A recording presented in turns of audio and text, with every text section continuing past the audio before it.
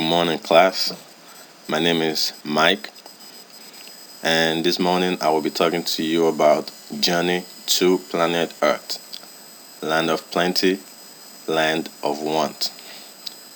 Now, this is not the same as Journey to the Center of the Earth by Brendan Fraser, the movie where they found this undiscovered land with dinosaurs and all these other big animals. This journey to planet Earth is real. It's actually talking about our planet on Earth. So the first slide, this topic is gonna discuss about loss of topsoil, pollution, misuse of chemical and pesticide, and loss of farmland to urbanizations, and also the ways to practice safe agriculture. Now, we all know the capacity of the earth as a whole to support human life is high. I mean, there's plenty of water, there's fish in the oceans, there's air, we never run out of air. But the demand from overpopulation requires farmers to rely heavily on chemical fertilizers to provide more for the demand. Now, overpopulation in this case is not necessarily the total number of people. It's not like there's too many people on Earth, but it's the relationship between the number of people and the resources available. Any economist in the audience will know want and resources have to kind of go hand in hand. If there's too much want than the resources, that's when you have scarcity. And overpopulation could always be one reason for that.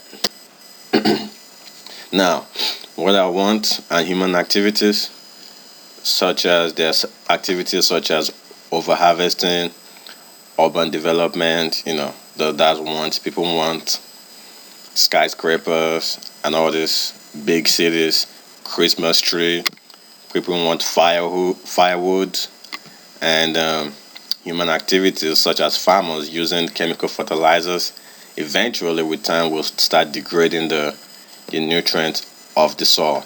Now, all these activities, what does it lead to? It leads to pollution both in the water and in the air, global warming, deforestation, and that also leads to loss of farmland. Now, I have a few pictures I'll show to better explain everything I'm going to say. Now, we see this example of deforestation right here. People cutting down trees probably for firewood. They probably want to build a Home Depot or something over here, so they're going to eventually lose all this land and expose the ecosystem. Over here we see pollution. This is plastic right in the water everywhere. And here we can see the effect of using fertilizers on the farmland or the overharvesting. Eventually the land will lose its nutrient and the topsoil will be lost. And over here we have a map of the world that shows soil degradation, and you can see the red shows all the areas around the world that's been lost, and the yellowish part shows degraded soil, but not as much, not as bad as the red part. I mean, it might not look that bad, but eventually, if action is not taken, it's only going to get worse. So what are some ways to save our environment, to prevent some of this? Well, we have something called sustainable agriculture. And this is defined as the use of farming practices without causing harm to the environment. Practices such as crop rotation, you can use plant stuff that will give the soil some nutrient as you harvest and as you take some. You want to limit the use of chemicals, and also you want to give the soil a chance to kind of rest, to regain its nutrients, just like a human body. When you work out, or if you after a long year of work, you need a vacation, you want to rest, you want to rebuild, let your body replenish all the lost energy, And also there's other suggestions that tell us every day, go green, electronic books, we're using recycle. All this can help save our environment.